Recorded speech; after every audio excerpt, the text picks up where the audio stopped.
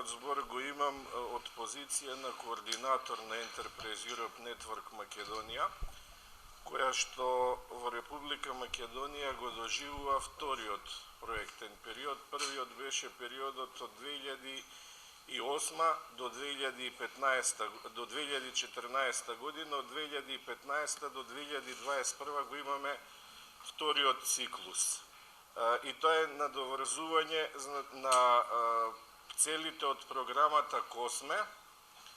Тоа е надоврзување на целите на програмата ЦИП преку континуитетот во програмата КОСМЕ.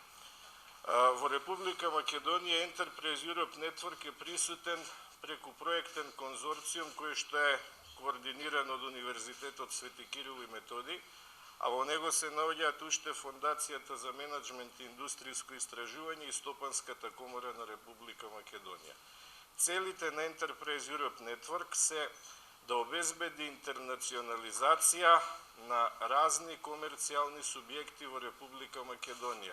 Тука пред се спаѓаат мали и средни предпријатија, истражувачи, иноватори и сите оние кои што се заинтересирани да учествуваат во да ја интернационализираат својата дејност.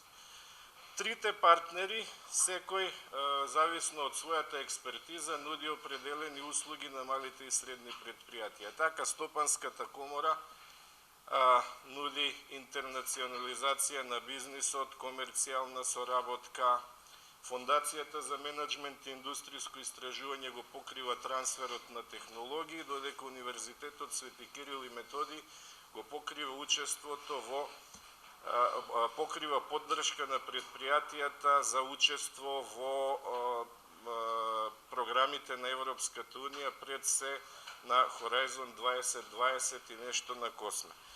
Во рамки на дејноста на УКИМ спаѓа и инструментот за мали и за поддршка на мали и средни предпријатија, за кој што ќе говори повеќе колегата Мијалче. Значи, ова беа некои општи факти за Enterprise Europe Network. Инаку Enterprise Europe Network е најголема мрежа за интернационализација на бизнисот, која што екзистира во повеќе од 52 земји и во чии што конзорциуми има некаде повеќе од 600 партнери, кои што на организиран начин комуницираат меѓу себе и ги остваруваат целите на проектот. Значи, благодарам од мене. Добар ден од мене. Јас сум Миле Шошевски од Фондација за менеджмент и индустријско истражување. Како што кажа професорот Стојмановски, дел од услугите на мрежата се во помош на интернационализација на бизнисот преку сет од услуги кои ќе помогнат и поддржат трансфер на технологија. Од аспект на бизнис, трансфер на технологија за мрежата представува успешна имплементација, апликација или адаптација на некоја нова технологија која е развиена во некоја организација за потребите на некоја друга организација, која што сака преку своја работа да го напреди својата конкретност и да настапи на интернационален пазар. Соодветно на тоа, исто важи и за македонските предпријатија, мрежата ги нуди тие услуги, како што за другите европски компании, така и за Македонија, да излезат на тој пазар, да понудат своја технологија, да објават, да промовират, а истовремено и да побарат странска технологија која што ќе им помогне да го напредат своите работење и да станат конкурентни. Пред се, услугите се наменети за малите и средни предпријатија, но не се ексклузивни, работиме со големи компании, научно-истражувачки центри, иновативни поединци и сите оние субјекти кои што имаат свој иновативен капацитет или барат имаат иновативни потреби. Соодветно на тоа, пред се сме фокусирани на технологија која што е со јасни комерцијални цели и излези, значи фундаменталното истражување не го поддржуваме, тоа е во друга област поддржана. Сетот на услуги пред се може ги набројувам повеќе, но симплифицирано тоа се информативни и советодавни. Од аспект на информативни тоа е промовирање на нови технологии, нови знаења, имплементација на нови знаења, а од друга страна советодавни услуги за градење на иновативни капацитети на малите и средни предпријатија, поддржување во нивните побарување за иновативно работење, како и специјални советодавни услуги и експертиза за нивна имплементација, значи на технологиите во самата организација. Како следствена обврска е исто така поддршката во делот на интелектуална собственост како еден вид јадро за креирање на иновативност и конкурентност. Посебен елемент се посветува на поддршката на иновациите, нивното лиценцирање и нивниот излез на пазарот преку одредени правни субјекти, како што се заштита на интелектуална собственост и така натака. Но пред се и помош во делот на соочување на своите иновативни предности преку анализи и следење на технологии како дел од услугите што ги нудиме кон македонските мали и средни предпријатија. Добар ден и од мене. Благодарам за големиот интерес за темата која што представувам дека ќе предизвика големо внимание исто така во јавноста. Значи, во рамките на програмата Horizon 2020 постои многу посокуваниот SME инструмент, односно инструмент кој што во оваа програма е наменет токму за малите компании кои што имаат своји иновативни идеи, прототипи или пилот проекти кои што им се потребни средства за да стигнат таквите проекти на европските пазари. Она што е битно за овој инструмент е сите компании, значи од земјите членки на Европската унија и земјите аспиранти за влез во Европската унија, вклучувајќи и компаниите од Македонија, имаат пристап до овие средства. Вкупно од програмата обезбедени се 79 милиарди евра во наредниве 7 години, односно 2014 до 2020 година. Зошто е популарен токму овој инструмент, односно финансирање на средства кои што се наменети за малите и средни компании? Многу е битно бидејќи во споредбено со другите грантови кои што ги дава Европската унија, овдека компанијата не треба да бара партнер некаде од Европската унија или пак да бара партнер или да формира конзорциум во Република Македонија. Значи компанијата аплицира сама за да ги добие овие средства.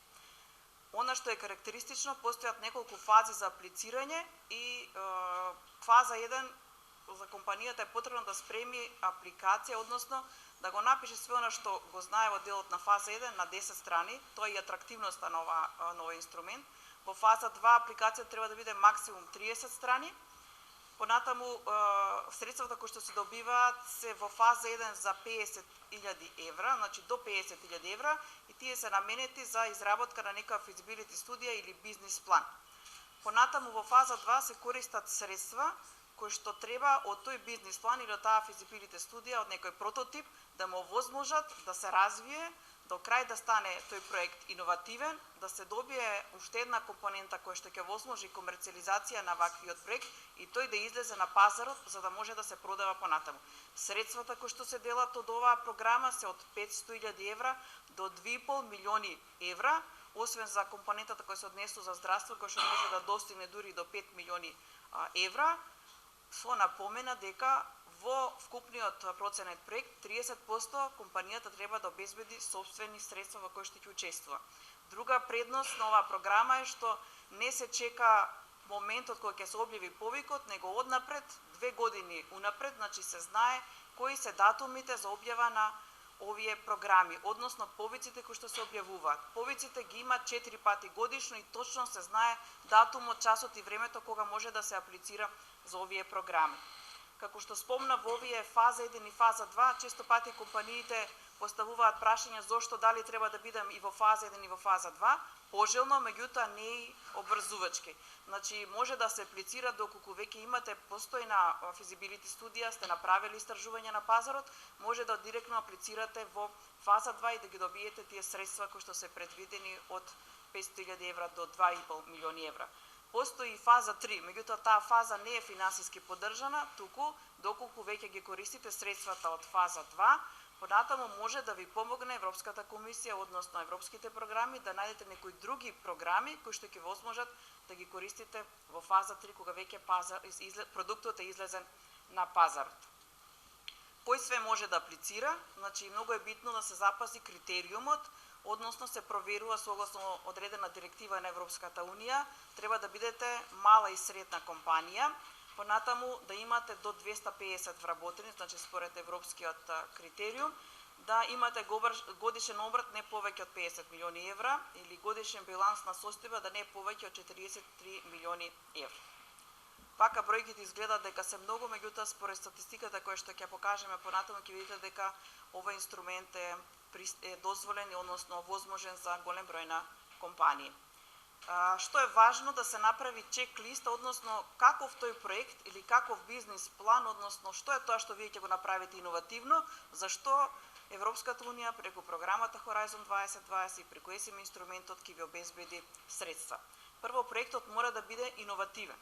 Значи, основната намена, целта на Европска унија која ги дава овие средства вели ќе направите продукт кој што ќе го изнесеме на европскиот пазар и таквиот иновативен проект ќе го олесни животот на европските граѓани или ќе придонесе нешто за да може да се развие некоја друга гранка во областа на индустријата или услугите.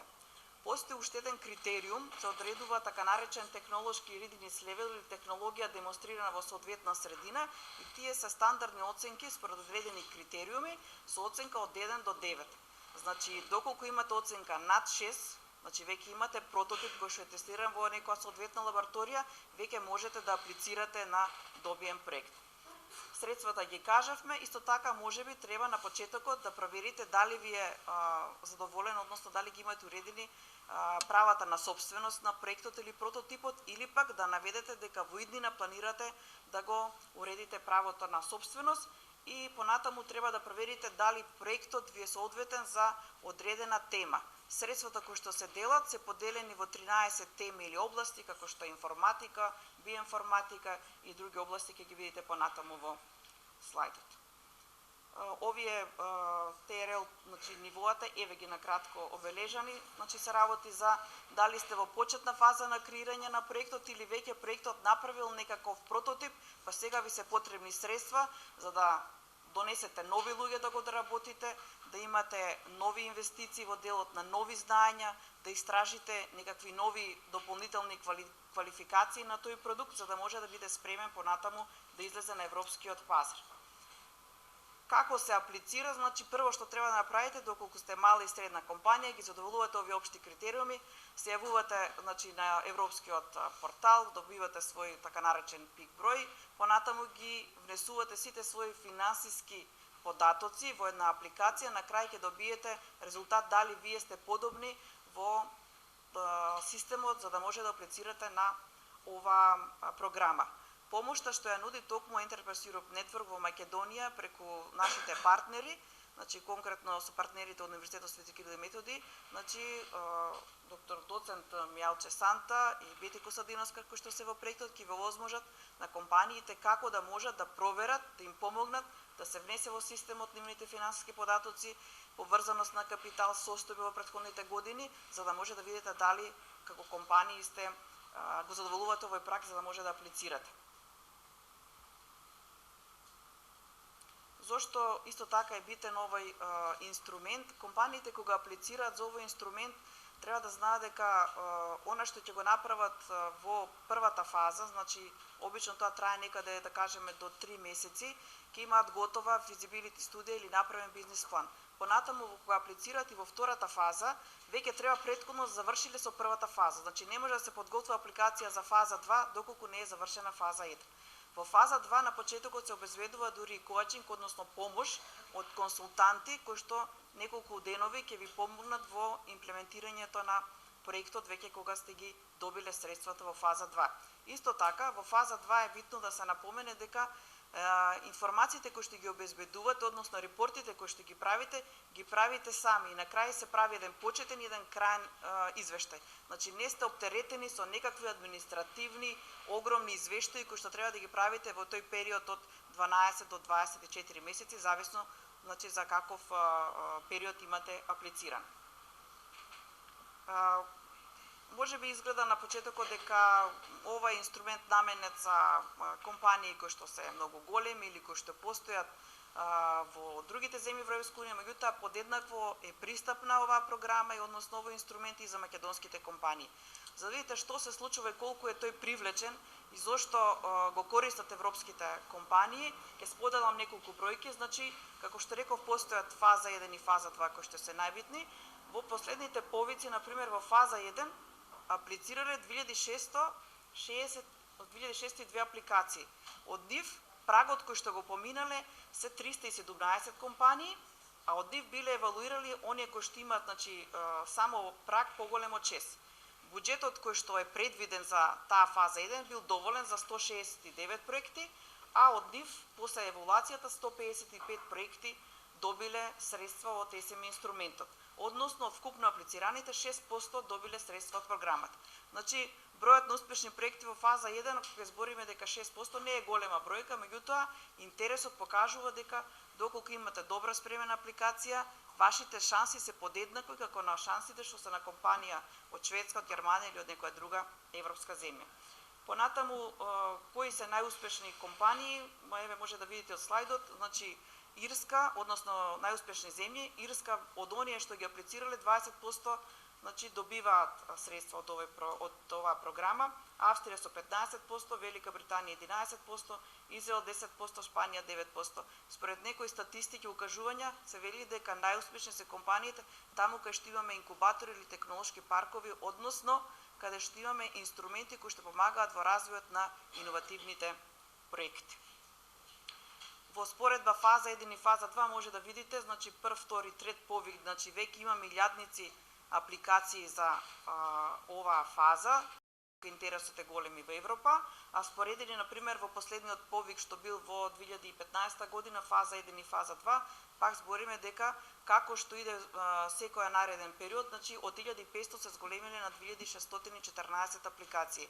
Од друга страна, бројот на евалуаторите кои што ги користи, луѓето кои што вршат оценка на овие апликации, ги зголеми Европската комисија од 550 на 1000. Приоритет е понатаму уште повеќе компании да аплицираат и да ги користат овие средства од програмата Horizon 2020. А гледано пак од статистиката на компаниите, односно кои све компании аплицирале за овие претходни повици, 50% од компаниите или половина од нив биле со компании со вработени од 6 до 50. Такви компании постојат и во Македонија. 30% дури биле микрокомпании кои што имаат до 5 вработени, а 11% биле компании кои што се повеќе од 50 вработени. Од 25% од мали и средни компании кои што постојат веќе 11 години, 39% кои што постојат од 4 до 10 години и 36% компании кои што се до 4 години. Да напоменам дека овој инструмент не поддржува тазе регистрирани компании, односно само што се формирани компании, бидејќи инструментот не е направен за да возможи обстанување или пораст на компанијата, туку е направен токму компанија која веќе има некаков животен циклус да може понатаму да обезбеди комерцијализација на новите идеи кои што ги има или има намера да ги развие. 36% од финансираните компании имале обрат повеќе од 1 милион евра, 35% имале од 100.000 до 1 милион евра, а 28% имале обрат помалку од 100.000 евра.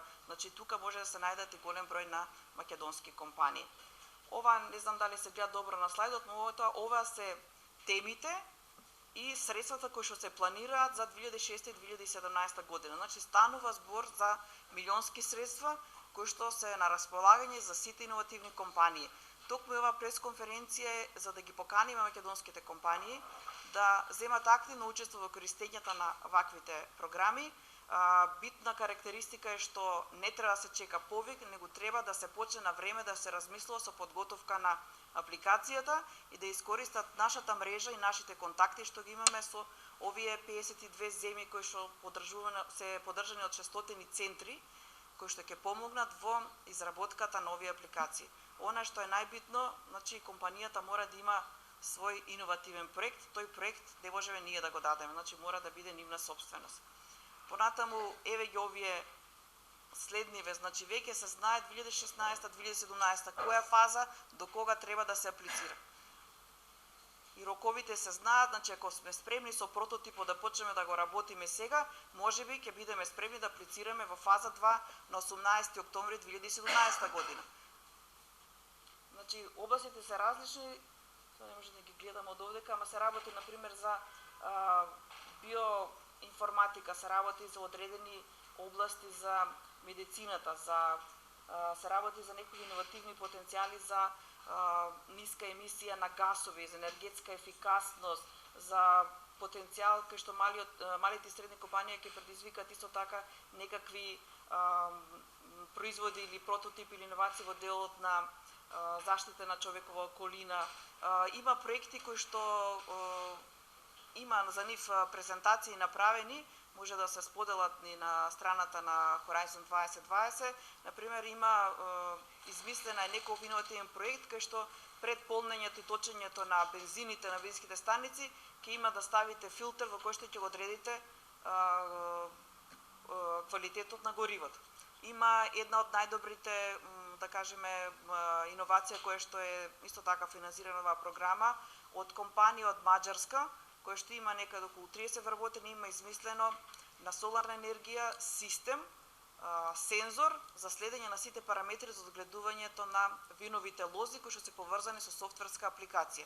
Значи се работи за проекти кои што ќе донесат нешто ново, ќе го подобрат начинот на живење на европскиот пазар. Значи она што најмногу се греши при аплицирањето на вакви проекти е што обично кога ќе видат компаниите 10 страни, 30 страни, 10 милиони евра на располагање или не знам 5 милиони евра на располагање, дајте на некој да напише за 10 дена апликација и да се аплицира.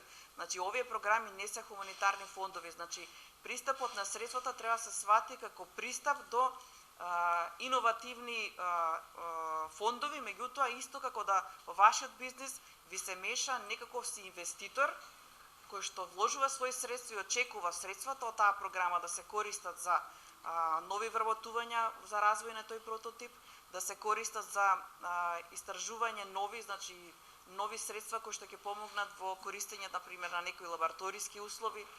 Во некои програми се дозволува и средства за маркетинг, меѓутоа во исклучителни делови, например во делот на дигитален маркетинг или на IT технологиите.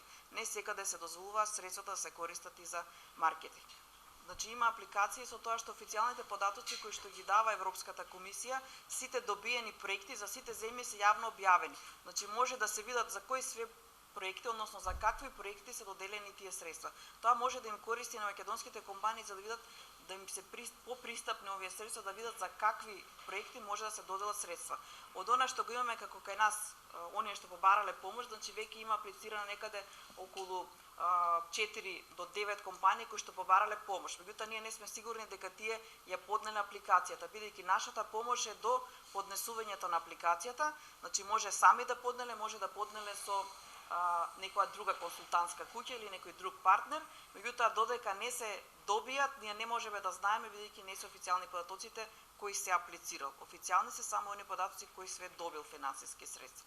Меѓутоа секако може да констатираме дека бројот на македонските компании е мал, можеби од недоволното познавање на условите на овој СМ инструмент, можеби од не знам, фамата што се ствара дека е многу тешко да се спреми апликација, меѓутоа доколку се има идеја, се има бизнес, има начин како преку нашата мрежа да помогнеме, да побараме она што ние не го знаеме преку нашите колеги од Европа, за да помогнеме на компаниите да ги искористат тие средства. Програмата трае до 2020, значи доколку некој има идеја и сега да почне да развива нешто, можеби за 2 години ќе направи некаков прототип и ќе може и понатаму да ги користи тие средства. Бидејќи станува збор за средства кои што се неповратни, сам аплицира компанијата и секако да се значени доколку има идеи за развој.